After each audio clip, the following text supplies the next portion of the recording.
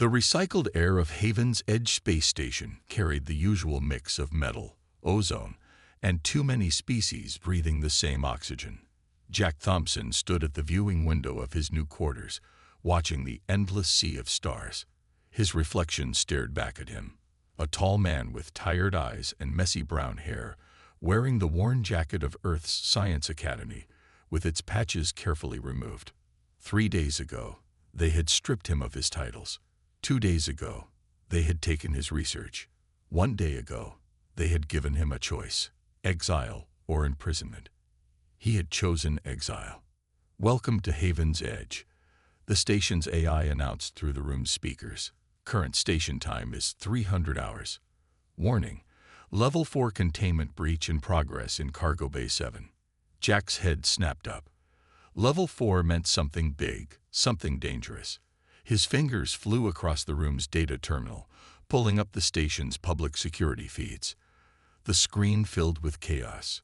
Security officers in powered armor scrambling around a massive cargo bay, their weapons trained on something moving in the shadows.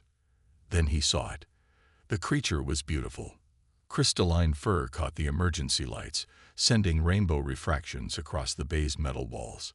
It moved like liquid mercury, its body easily twice the size of an earth bear, but with the grace of a cat. Electric blue sparks danced along its spine as it dodged another stun blast. "That's no animal," Jack whispered, pressing closer to the screen. The creature's movements weren't random. It was herding the security teams away from a specific container, protecting it. There was intelligence in those actions. His door chimed. "Dr. Thompson." A woman's voice, crisp and authoritative. "Commander Wells, station security. We need to talk." Jack opened the door to find a tall, dark-skinned woman in a black uniform. Her face was all sharp angles and frown lines. "Doctor, we understand you have experience with dangerous species classification." "Had experience," Jack corrected.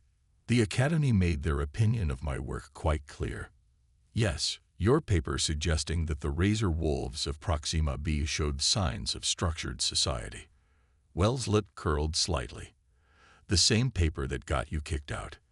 "I was right about them," Jack said quietly, "just like I'm right about what I just saw in Cargo Bay 7. That's no mindless beast you're dealing with." Wells studied him for a long moment. 3 cargo ships destroyed in the past month. 12 crew members dead. "That thing down there is a killer, Doctor." "But," she sighed, "we can't kill it. Some new conservation law. We need someone to classify it as non-sentient, so we can at least contain it properly." Jack's heart beat faster. This was it. The chance to prove everything he'd been arguing for years. "You want me to classify it? I'll need to observe it directly." "Absolutely not. Remote observation only. That thing has already killed." "Commander," Jack interrupted, "if you want my classification, I need to see its responses up close. Remote observation won't tell me what I need to know."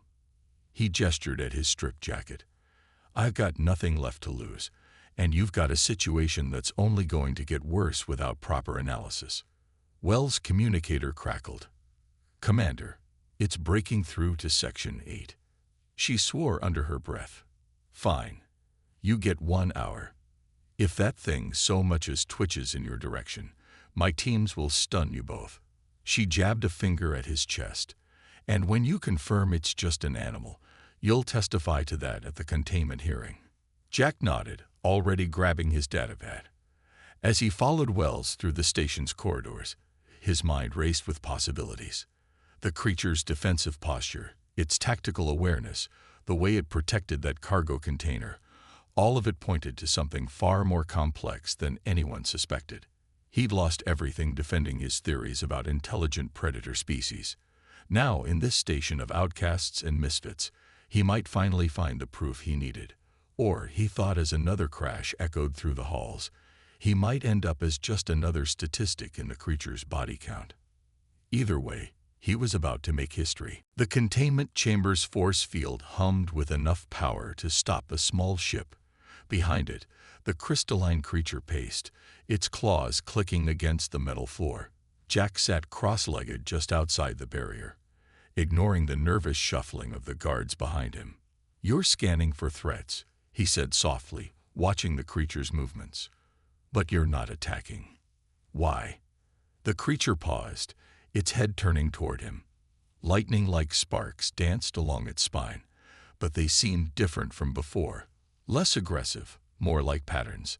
Jack pulled out his datapad and started recording. "Look at this," he called over his shoulder to Commander Wells. "The electrical discharges aren't random. They're repeating sequences." "Fascinating," Wells said dryly. "It's still the same beast that tore through 3 ships." Jack shook his head, not taking his eyes off the creature. "Those ships were carrying weapons. I checked the manifests. Military-grade stuff, hidden under false cargo listings." He tapped something into his datapad. "This isn't random destruction. It's targeted." The creature moved closer to the force field, its crystalline fur catching the light. Up close, Jack could see patterns in the fur itself, like circuit pathways or writing. Its eyes were deep purple, with rings of lighter color that shifted and changed. "I'm calling you Storm," Jack said quietly. "Because of the electricity. Do you understand me?" Storm's head tilted slightly. The sparks along its spine changed pattern. "Dr. Thompson," one of the guards warned, "step back from the field." Jack ignored him, focused on his datapad. "The electromagnetic pulses, they're changing in response to speech. This isn't just body language, it's communication." As if to prove his point, Storm raised one massive paw and pressed it against the force field. The electrical display across its body intensified, but instead of the chaotic bursts from the cargo bay, these were precise, flowing patterns. "Kill the force field," Jack said suddenly. "Absolutely not," Wells snapped. "Have you lost your mind?" Jack stood slowly, keeping his movements calm. "Commander, look at the containment readings. The field's set to lethal levels, but Storm's electrical outputs aren't trying to overload it. A predator this size, with this kind of electromagnetic control, it could have fried our systems the moment we brought it aboard. It's choosing not to." "That's a theory I'm not willing to test with lives," Wells said. But Jack noticed she was watching Storm more carefully now. Jack turned back to Storm. "The cargo you were protecting, what was in it?" Storm's eyes fixed on him, and suddenly the electrical patterns became more intense, more urgent. The creature backed up several steps, then projected a series of electrical pulses into the air. They hung there for a moment, forming shapes. "Everyone seeing this?" Jack breathed. On his datapad, he quickly sketched what he was seeing. "Those aren't random shapes. They're coordinates, star positions." Wells moved closer, her hand still on her weapon. "Impossible. You're seeing what you want to see." "Am I?" Jack challenged. He pulled up the station's star charts and overlaid them with his sketch. "These match exactly with the Carina sector, where the 3rd ship was destroyed." Storm pressed against the force field again, the electrical patterns becoming more complex. Jack's datapad started picking up clear electromagnetic signals, not random energy, but focused bursts of data. "It's trying to tell us something," Jack said. "Something about that sector. Something worth destroying ships over." He looked at Wells. "We need to decode these signals, and we need to check what else those ships were carrying." Wells studied Storm for a long moment. The creature had settled back, watching them with those intelligent purple eyes. Finally, she spoke into her communicator. "Get me everything we have on those destroyed ships. Full cargo manifests, flight plans, crew records. Everything." Jack smiled. It wasn't trust, not yet, but it was a start. He sat back down in front of the force field, pulling up translation algorithms on his datapad. Storm mirrored his position on the other side, beginning a new series of electrical patterns. "Okay," Jack said quietly. "Let's figure out what you're trying to tell us." Behind him, Wells ordered the guards to double the security feeds, but she also ordered them to stand down to minimum alert status. Progress, Jack thought. Small steps. He had no way of knowing that in less than 12 hours, everything was about to change, and the real reason for Storm's presence would shake the entire station to its core. Jack hadn't slept in 30 hours. Empty coffee cups littered his workstation outside Storm's containment cell, and his eyes burned from staring at electromagnetic wave patterns. But he was close. So close. "There," he muttered, adjusting his translation program again. "Storm, try now." The crystalline creature stood and released a careful sequence of electrical pulses. Jack's program processed them, and words appeared on his screen. Asterisk danger. Pods. AELP. Asterisk. Pods. Jack leaned forward. "You mean your family. Other creatures like you." Storm's fur rippled with blue-white energy. More patterns emerged. Asterisk yes. Lost. Storm, CEPARE. Asterisk. Commander Wells, who had been quietly watching from the doorway, stepped closer. "It's actually talking to you." "They," Jack corrected absently, his fingers flying over the keyboard. "Storm's species. They're not just intelligent, they're advanced. Those electromagnetic pulses, their language, mathematics, data." He looked up at Wells. "We've been so wrong about them." Storm pressed closer to the force field, their patterns becoming more urgent. Asterisk weapon ships. Bad POBL. Hurt POD is asterisk. "The cargo ships you destroyed," Jack said slowly. "They weren't just carrying weapons. They were threatening your family." Asterisk yes. Protect PODs. Lost in light STORM asterisk. Wells frowned. "Light storm. There was a solar flare in that sector last month. Biggest one in years." Jack's tired mind suddenly clicked everything together. That's it. Storm's pod, their family group, must have been caught in the solar flare. They got separated. And while searching for them, they found ships smuggling weapons through their territory. Wells finished. She rubbed her temples. "This is going to cause an interstellar incident." Storm's patterns became more complex, and Jack's program struggled to keep up. Asterisk pod is protect space. Long time. CECURET. Asterisk. "Your guardians," Jack breathed. "Your species. You patrol space. Keep it safe."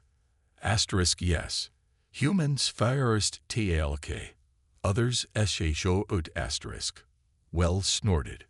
"Can't blame them. The way we all reacted." Jack was about to respond when the station's alarms began blaring.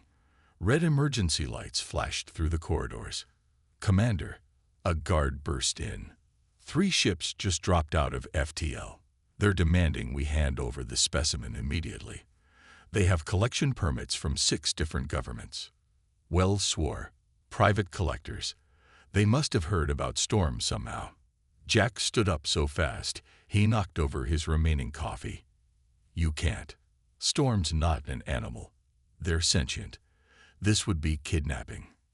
"Technically, we don't have proof of sentience that would hold up in court," Wells said grimly. "And those permits are legal." Storm's patterns became frantic. Asterisk pod is coming. Soon. Please wait asterisk. Their family is looking for them. Jack pleaded. "We can't let Storm be taken. You've seen the evidence." Wells looked between Jack's desperate face, Storm's glowing patterns, and the flashing alarm lights. Finally, she straightened her uniform. "You're right. I have seen the evidence." She turned to the guard. "Tell those ships that the specimen is under station quarantine. No transfers allowed." "They won't like that," the guard warned. "Then they really won't like it when I tell them we've got evidence their employers were running weapons through protected space." Wells smiled thinly. "Let's see how they handle that." Jack turned back to Storm, whose patterns had calmed slightly. "We'll keep you safe until your pod arrives, I promise." Asterisk UST human Jack. Different. UND asterisk. "Yeah," Jack said softly, watching as Wells began coordinating the station's defenses. Sometimes it takes an outcast to recognize when others are being misunderstood. Outside the station, the three collection ships moved into attack formation, and somewhere in the vast darkness of space, Storm's pod was racing toward Haven's edge, about to reveal themselves to humanity for the first time. The next few hours would change everything. The only question was, would the station survive long enough to see it happen? The station's council chamber buzzed with angry voices.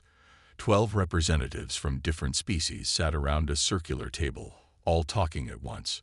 Jack stood in the center, his datapad clutched tightly in his hands.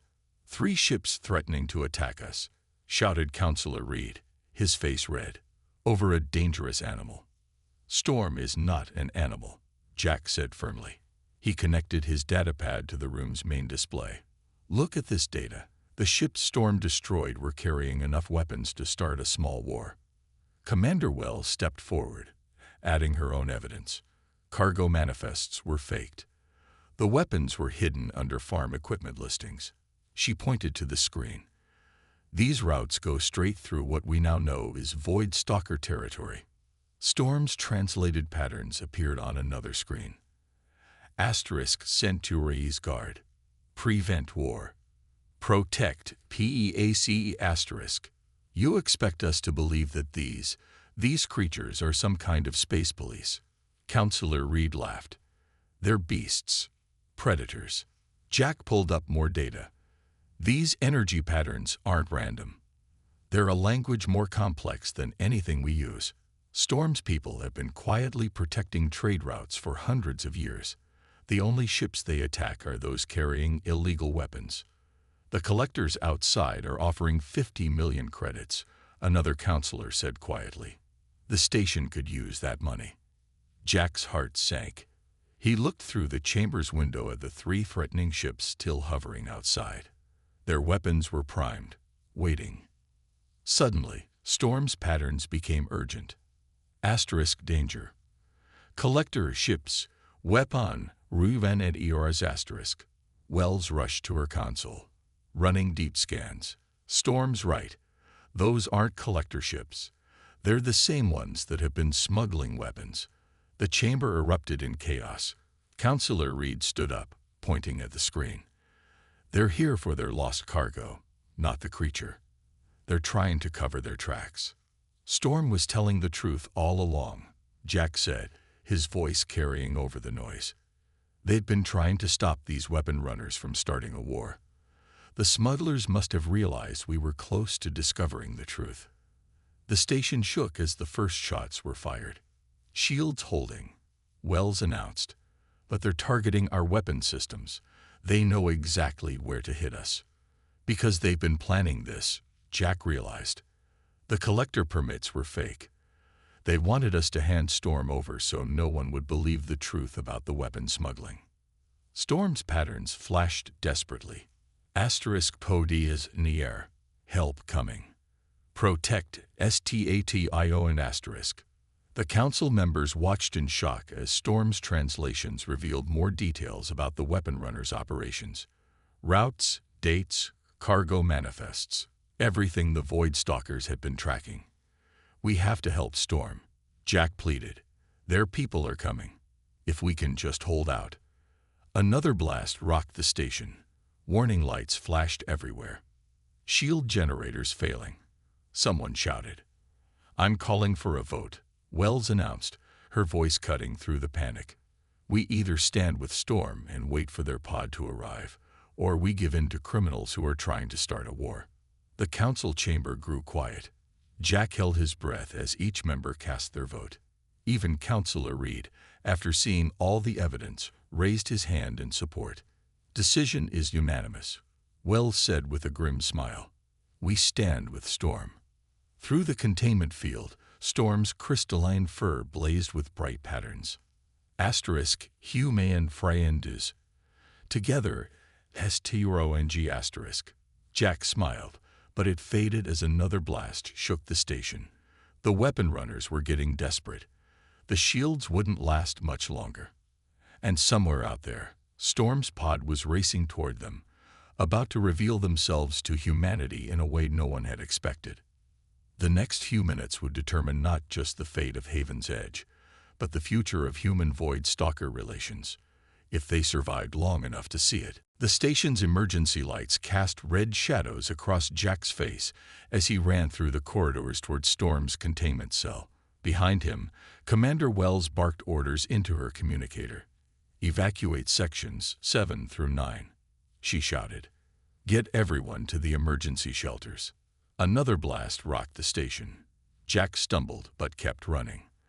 They had minutes, maybe less, before the shields failed completely. When they reached Storm's cell, the crystalline creature was already waiting. Their fur pulsed with urgent patterns. Asterisk must fight. Help DEFE and asterisk. "That's why we're here," Jack said, working at the force field controls. The station's deciding vote wasn't just about believing you. It was about trusting you. Wells stepped forward. "Our weapons are failing. Those smuggler ships know all our weaknesses. We need your help." Storm's purple eyes seemed to glow brighter. Asterisk to UST humans. Wheel PURTC to asterisk. Jack's hands shook as he entered the final override code. The force field disappeared with a fading hum. For a moment, everyone held their breath. Storm stepped forward slowly, their massive form now free for the first time since their capture. The guards raised their weapons nervously, but Wells waved them down. "The weapon runners have breached airlock 12, she reported. "They're boarding us." Storm's response was immediate. They'd bounded forward, crystalline fur blazing with energy. Jack and Wells ran after them, through corridors now filled with flashing lights and warning sirens. They reached the breached airlock just as the first smugglers burst through. Storm's fur erupted in brilliant light, sending controlled bursts of electricity that disabled the attackers' weapons without harming them. "Amazing," Jack breathed. "Such precise control." More smugglers poured in. Storm moved like liquid lightning, hurting them away from vital areas, disabling their equipment with carefully aimed electrical pulses. The station's security teams, following Wells' orders, surrounded and captured the now defenseless weapon runners. "The ships outside are powering up their main guns," someone shouted over the comms. "Shields at 15%. Storm's patterns flashed urgently. Asterisk Jack Trust. "Need station power. Channel through me asterisk." "What? I don't understand." Asterisk like POD. "Share energy. Make STRONG asterisk." Jack's eyes widened. "Commander, can we redirect the station's remaining power through the containment cell systems?" Wells frowned. "Those systems are designed to handle massive energy loads, but it could overload everything." "Storm's people share energy within their pods," Jack explained quickly. "That's how they survive solar storms. They can channel it." Another blast rocked the station. Warning lights flared everywhere. "Shields failing." Wells made her decision. "Do it." Jack's fingers flew across the nearest console, rerouting power systems. Storm rushed back to the containment cell area, positioning themselves near the main power conduits. Their crystalline fur began to glow brighter and brighter. Asterisk ready. Shanil no asterisk. Jack hit the final command. The station's lights flickered and died as every bit of available power surged through the containment systems into Storm. The creature's form lit up like a small sun, electricity arcing in controlled patterns across their body. Then Storm released the energy. A massive wave of electromagnetic force burst outward. The smugglers' ships, caught in the pulse, went dark. Their weapons died. Their engines failed. They hung helpless in space. The station's emergency systems slowly came back online. In the sudden quiet, Jack heard Wells whisper, "That was impossible." Storm's patterns glowed softly. Asterisk note impossible. Family lie tog cheat. POD she ARES. Makes STRONG asterisk. Before anyone could respond, a new alarm sounded. Long-range sensors were detecting multiple objects dropping out of faster-than-light travel. Storm's patterns brightened with joy. Asterisk POD here. FAMILY-FOUND*. Through the station's windows, space itself seemed to shimmer as dozens of crystalline forms emerged from light speed. The Void Stalker pod had arrived, and Haven's Edge was about to witness a reunion that would change the galaxy forever. Haven's Edge observation deck had never been so crowded. Everyone who could fit pressed against the windows, watching in awe as the Void Stalker pod approached. Dozens of crystalline forms moved in perfect formation, their fur catching starlight like living diamonds. Jack stood beside Storm, whose patterns pulsed with excitement. Alpha Cummings, POD leader, want meet you as *. Commander Wells straightened her uniform. Should we be worried? No fear. You heal P Storm. UFRIEND*. The station's council members gathered behind them, even Counselor Reed looking more curious than afraid now. Through the windows, they could see the pods spreading out around the disabled smuggler ships, holding them in place with controlled electrical fields. The largest of the Void Stalkers moved toward the station's main airlock. Its fur shimmered with patterns more complex than any Storm had shown. *Garietiangs, Havian Edgy. Request PRMISSIO and DOCK*. Jack's translation program worked perfectly now, displaying the message on all screens. Wells stepped forward. Permission granted, Alpha. Welcome to Haven's Edge. The docking procedure was unlike anything they'd seen before. The Alpha Void Stalker generated its own electromagnetic shield, creating a safe passage directly into the station. As it entered, everyone gasped. The creature was nearly twice Storm's size, its crystalline fur arranged in intricate patterns that seemed to tell stories in light. Storm child. Safety no. Storm bounded forward, touching noses with the Alpha in greeting. Their combined patterns filled the air with dancing lights. TL Trife now. The Alpha's patterns announced. Lo secret. Time she aori *. Through the next hour, the Alpha revealed the full story. The Void Stalkers had been protecting space lanes for thousands of years, long before humans reached the stars. They could sense the energy signatures of weapons designed for mass destruction and had dedicated themselves to preventing their spread. All those stories about ships disappearing in certain sectors, Wells said slowly. That was you, stopping weapons from reaching their targets. Yes. Prevent wars. Save LIVs. Stay HIDD*. But now you're revealing yourselves, Jack noted. Why? The Alpha's patterns shifted to something gentler. Humans different. Storm, US. Most species fear, ATACK. Humans, Liastian. Learn, UVND or STAND*.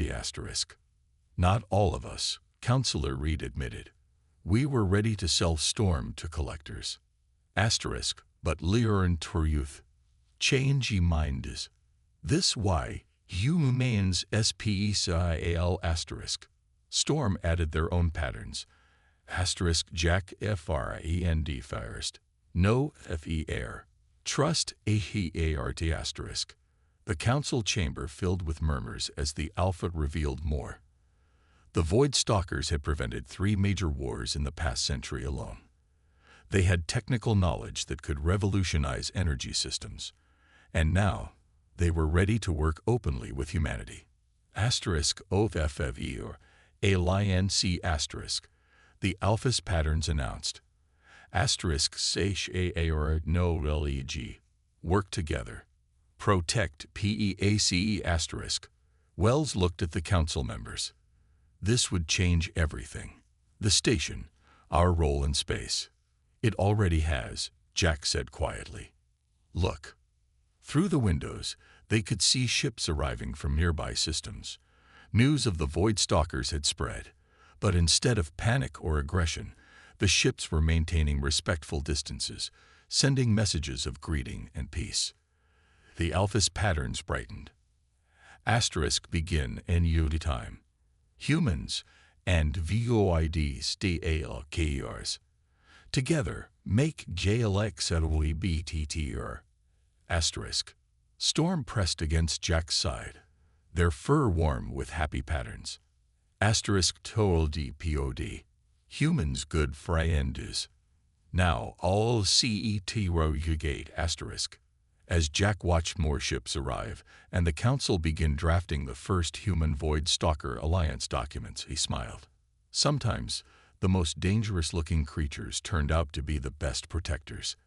And sometimes being willing to look past fear could change the entire galaxy. The smugglers were being taken into custody. The pod was establishing communication channels with human authorities. And Haven's Edge, once a simple refuge for outcasts, was becoming the center of a new era in galactic history. All because one human had chosen to trust rather than fear. 3 months after the Void Stalkers revealed themselves to the galaxy, Haven's Edge had changed beyond recognition. The once quiet station now buzzed with activity as the center of human Void Stalker relations. Jack stood in his new office, watching ships come and go through the observation window. The room, once his temporary quarters, now bore the title First Human Ambassador to the Void Stalker Collective. He smiled at how life could change so quickly. Storm entered through the specially designed door, their crystalline fur glowing with friendly patterns. Asterisk ready for Joe Urani.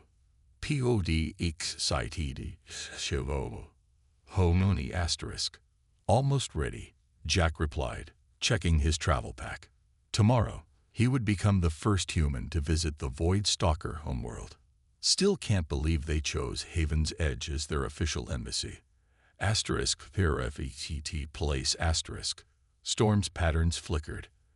Asterisks T80 ion. For OutTKST's BECUOME's place of UNIT asterisk. Commander Wells, now Station Director Wells, walked in, carrying a data tablet. The latest reports are amazing. Weapon smuggling is down 80% across known space. Turns out nobody wants to risk annoying our new crystalline friends. Through the window, they could see several Void Stalkers patrolling alongside human ships. The sight had become common now, but it still filled Jack with wonder. Remember when we thought they were just dangerous animals? Wells shook her head. Now they're teaching us technology that's centuries ahead of ours. Asterisk, humans, TEHH2 asterisk. Storm responded. Asterisk Thank. New ways Savoli Piwar Leo EMS asterisk. Jack nodded. The Void Stalkers had incredible technical knowledge, but humans had helped them find new approaches to old challenges. Together, they were stronger than either had been alone. The station's main communication screen lit up with an incoming message.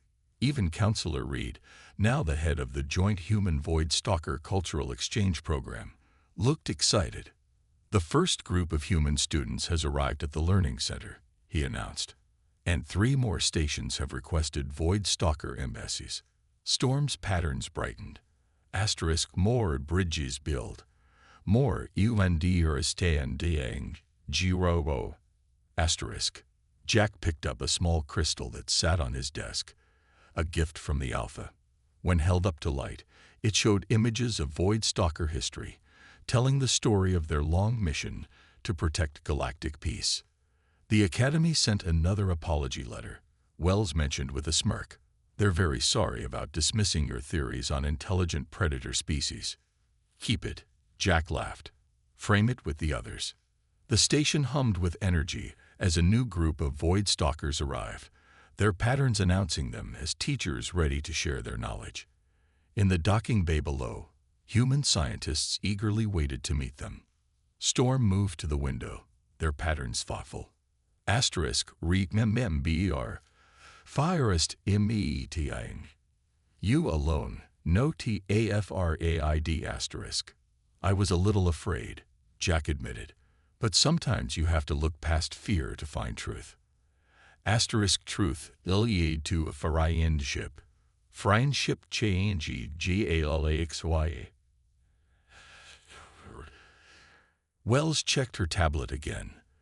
The smugglers we caught are facing trial next week.